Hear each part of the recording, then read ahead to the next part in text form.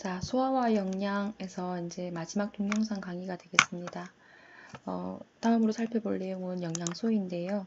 이 영양소라고 하는 것은 우리가 이제 유기물질과 무기물질로 분류를 할 수 있는데, 이 유기물질은 탄소 원자와 수소 원자를 가지고 있는 것을 유기물질이라고 얘기를 합니다.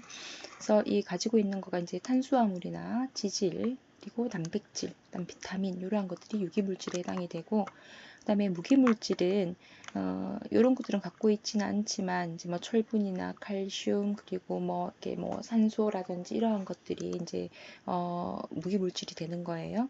그래서 우리가 흔히 얘기하는 영양소라고 하는 것은 유기물질 전체와 그다음에 무기질 그리고 물가지를 영양소로 이제 보고 있고요. 그래서 이 영양소라고 하는 것은 우리 몸 안에 정상적인 어떤 성장이나 유지라고 이제 보수를 위해서 우리 인체가 사용하는 음식 안에 있는 물질들을 우리는 영양소라고 얘기를 합니다. 그래서 이제 주 영양소라고 하는 것은 이제 3대 영양소, 그러니까 즉 에너지를 생산하는 영양소라고 해서 탄수화물, 지질, 단백질이 해당이 되고요. 그다음에 굉장히 중요하지만 필요량이 많지 않은 영양소를 우리는 미량 영양소라고 얘기를 합니다. 그 대표적인 거가 바로 비타민과 무기질이 되겠습니다.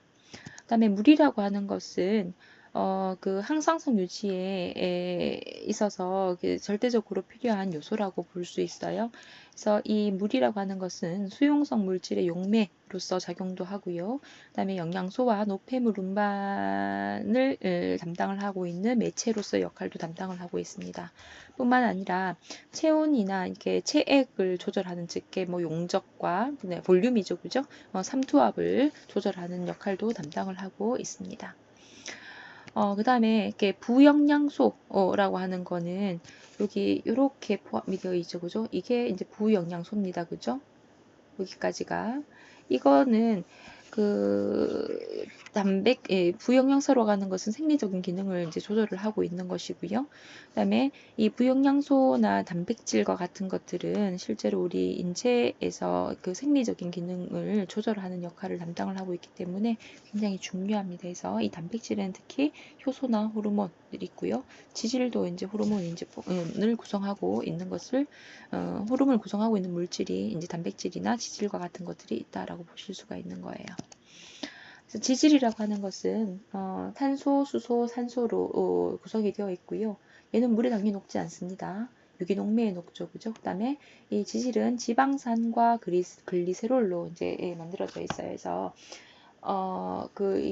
그다음에 지질의 종류가 이제 중성지방도 있고 포화지방도 있고 불포화지방산도 있고 그런데요. 이 불포화지방산은 탄소와 탄소 결합에 이중결합이 있는 거 이거를 이렇게 이중결합이 있는 것들 이런 것들이 있는 거를 볼 수가 있습니다. 보십시오. 탄소와 탄소 사이 이거는 즉 뭐죠? 산소니까 이건 해당 사항이 없고 이런 것들을 우리는 불포화지방산이라고 얘기를 합니다. 그다음에 오일이라고 하는 것은 상온 상태에서 액체를 띠는 지질이죠. 대표적인 거가 뭐예요? 코코넛 오일 같은 거. 온도가 낮아지면 고체 상태로 되지만 어쨌건 상온에서는 오일, 액체를 띠고 있고요. 기타 뭐 우리가 흔히 이제 다 볼 수 있는 올리브유라든지 이런 것 전부 다 오일이라고 얘기를 할 수 있어요. 그다음에 지방은 상온 상태에서 고체를 띠는 지질의 가장 일반적인 형태라고 보실 수 있습니다. 그다음에 지질의 형태가 이제 인지질도 지질이고요. 그다음에 스테로이드, 그다음에 콜레스테롤, 그다음에 그 비타민 A, D, E, K는 지용성 비타민이죠, 그죠? 지용성 비타민 이런 것들이 전부 지질에 포함이 된다라고 보실 수가 있어요. 지방이라고 하는 거는 어떻게 이제 소화되고 흡수가 되는가 앞에서 잠깐 언급을 했었었죠, 그죠? 잠깐 언급이 아니라 내용을 다 살폈었습니다. 그래서 큰 이제 지방 입자가 우리 이제 몸에 들어오게 되면 그 리파제라고 하는 거에 의해서 이제 입에서 1차 이제 뭐 분해가 될 수 있고, 근데 성인에게 있어서는 췌장에서 분비되는 리파제가 지질 소화에 굉장히 중요하다라고 얘기를 했었습니다. 그다음에 이렇게 이제 소화된 이제 지방은 실제 소장의 수막을 통과할 수가 없기 때문에 담즙산염에 의해서 유화가 되는 것을 볼 수가 있었고요. 그래서 이렇게 해서 작은 입자로 부서진다라고 했었었고요.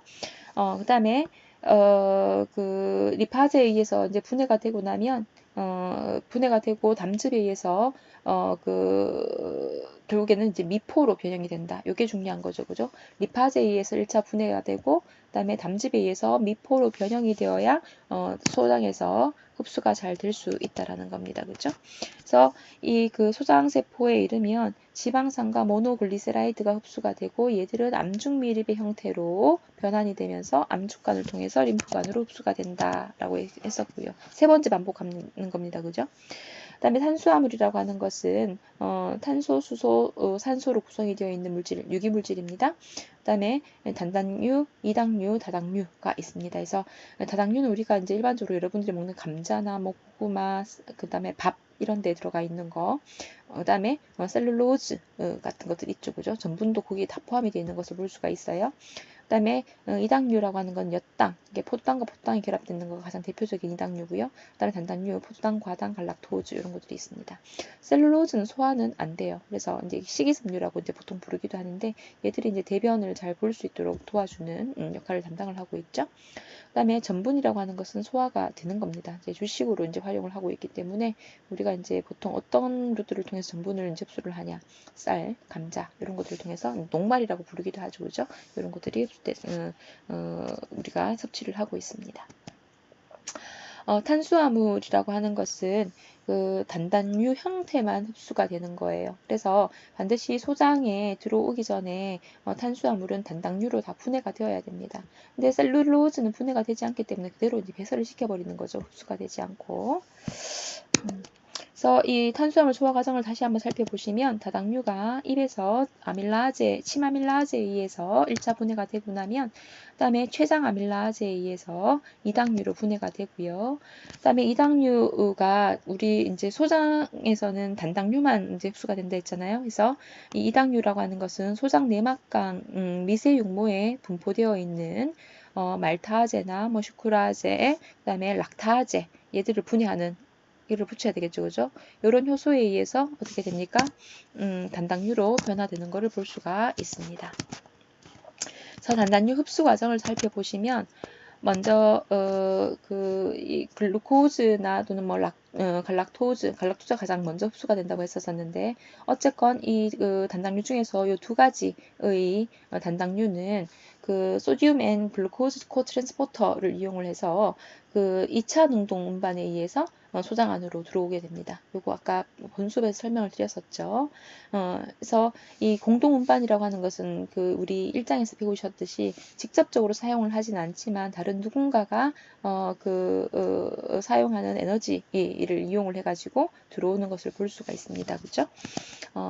그 다음에 이렇게 얘들이 이제 글루코즈나 갈락토즈가 소듐 글루코즈 코트랜스포터를 이용을 해서 이렇게 계속 이제 들어올 수 있도록 하기 위해서는 이 농도 경사를 유지를 해야 되잖아요.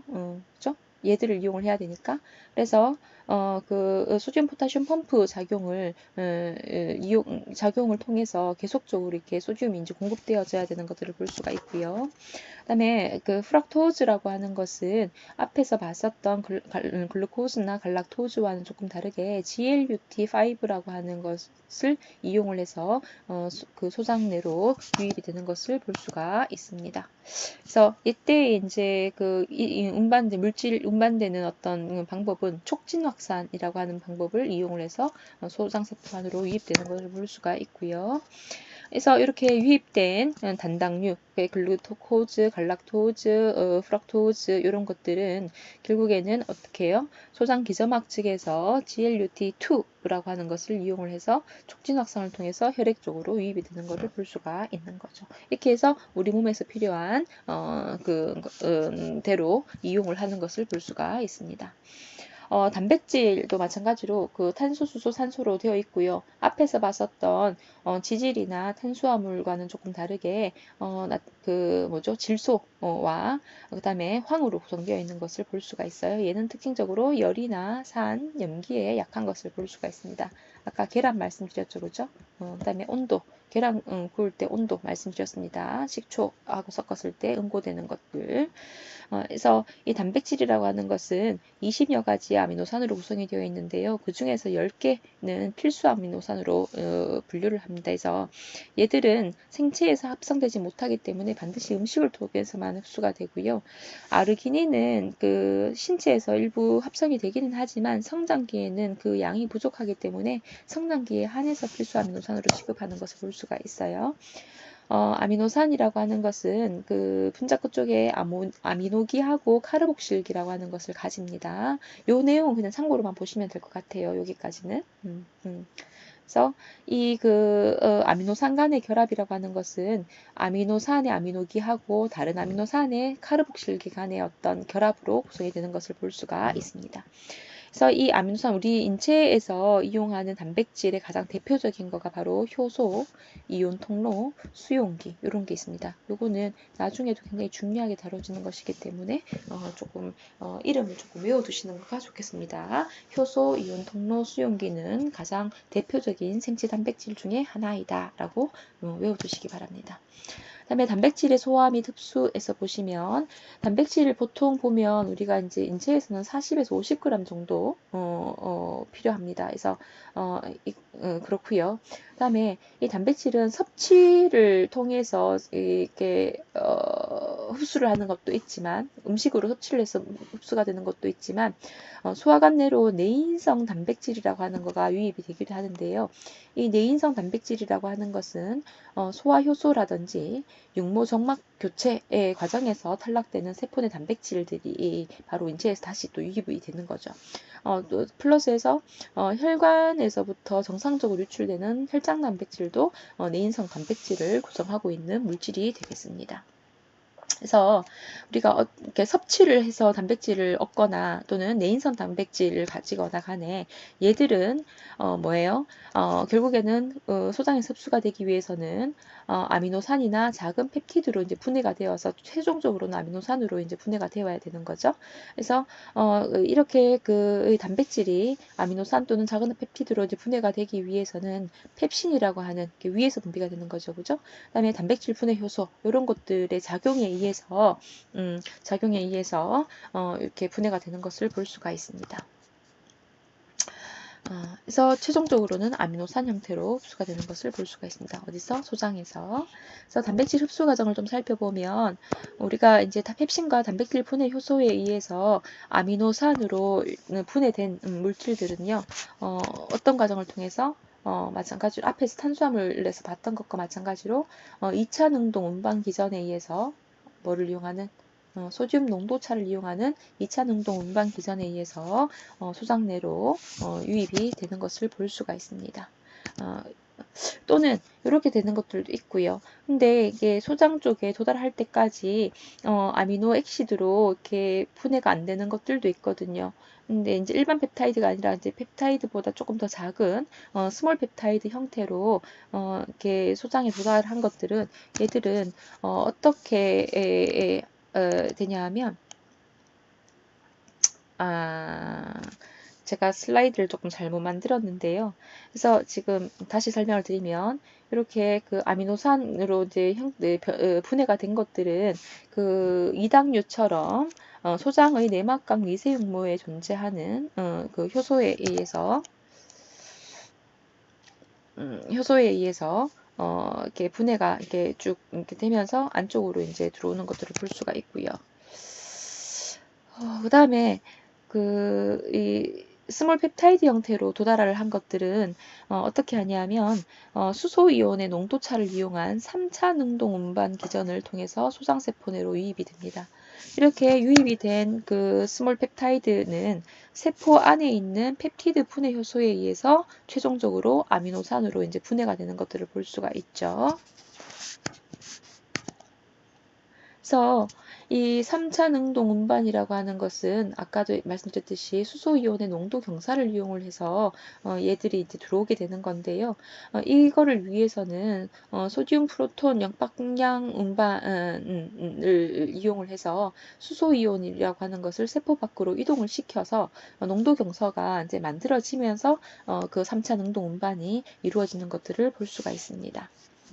앞에서 탄수화물에서는 뭐예요? 소듐 포타슘 펌프를 이용을 했었었죠. 그죠? 그래서 이런 어떤 일련의 과정을 거치면서 일련의 과정을 거치면서 이 그림이 조금 이상한데요. 어쨌건 이 3차 능동 운반이라고 하는 것은 수소 이온의 역방향 운반을 통해서 수소 이온을 세포 밖으로 이동시키는 거다라고 이해를 하시면 좋겠습니다. 그림이 조금 잘못된 것 같아요. 그 다음에 이렇게 어쨌건 아미노 액시드로 최종 분해된 것들은 뭐예요? 육모막을 통해서 소장으로 소장 세포 안쪽으로 이렇게 들어와 있던 아미노 액시드는 결국에는 뭐예요? 혈관으로 다시 흡수가 되면서 인체에 필요한 만큼 이용을 하게 되는 겁니다. 그다음에 비타민이라고 하는 것은 아까 유기물질이기는 하나 소량으로 필요한 물질이라고 얘기를 했었었죠, 그죠? 그래서 이 비타민은 지용성과 수용성으로 분류를 할 수 있고요. 얘들의 각각의 기능은 이렇습니다. 특히 혈액 응고 인자 합성이 필요한 거가 바로 비타민 K라고 했었죠. 그래서 얘가 부족하면 응고 장애가 생길 수 있다. 나머지 비타민 E는 뭐 불임증, 특히 항산화제로 이제 이용을 하고 있는 거를 볼 수 있습니다. 비타민 A와 함께. 비타민 D 같은 경우에는 음식이나 햇빛을 통해서 합성이 될 수 있고요. 얘들은 이제 칼슘과 인흡수에 영향을 줍니다. 그죠? 그다음에 부족 시 무릎병이나 골련화증이 생길 수가 있고 비타민 A는 시력이 굉장히 중요하고 항산화제입니다. 그러니까 얘가 부족하게 되면 야맹증이 이제 생길 수가 있겠습니다. 그다음에 수용성 비타민 C, B 가 다 해당이 되는 거죠. 특히 베타 B12 같은 경우에는 부족할 경우에 악성 빈혈이 이제 생길 수가 있다라고 했었고요. 각각의 질병들은 여러분들 조금 살펴보시기 바랍니다. 무기질, 미네랄이 있습니다. 그래서 이 무기질은 대사에 있어서 대사 과정에 있어서 필수적으로 필요한 무기 원소이고요. 얘들은 이제 뼈와 치아에 가장 많은 것을 볼 수 있습니다. 인이나 칼륨이죠, 그죠? 그다음에 소듐 포타슘 같은 경우에는 세포의 어떤 안장막 전이에 관여하는 굉장히 중요한 미네랄이라고 보실 수가 있습니다. 이 부분은 앞쪽에서 다 봤던 내용들이니까 그냥 넘어가도록 할게요. 그다음에 이제 물이 있습니다. 물은 보통 보면 우리가 하루에 이제 사람마다 좀 차이는 있긴 하지만 평균 이만큼 이제 배설하고 또는 이제 섭취를 하고 배설을 한다라고 볼 수 있어요. 그래서 이제 섭취라고 하는 것은 음료를 통해서, 그다음에 음식물을 통해서, 그다음에 우리 몸 안에서 대사 과정에서 형성되는 물 이런 것들에 의해서 이제 섭취가 되고요. 배설은 주로 소변이나 또는 이제 폐호흡이나 피부를 통해서 소실되는 이제 불감성 수분 소실이라고 하는 것들을 통해서 배설이 되는 것들을 볼 수 있습니다. 물론 대변을 통해서도 이제 배설이 되는 것들이 있겠죠, 그죠? 그래서 이제 물이라고 하는 것들은 이렇다. 네, 강의는 여기까지고요. 굉장히 사실은 이 소화 영양이라고 하는 부분, 특히 대사라고 하는 부분에 대해서 수업을 하려면 사실은 2시간 갖고는 조금 부족한 게 사실입니다. 그래서 제가 조금 양식으로 이렇게 넘어간 부분들도 있기는 한데요. 이런 내용들만 조금 수업 중에서 제가 조금 뭐 2차 능동 운반이라든지 이런 것들은 조금 스킵을 하라고 얘기를 했었죠, 그죠? 그래서 그런 것들을 참고를 해서 여러분들이 공부를 하시면 좋을 것 같습니다. 네, 수고 많으셨습니다.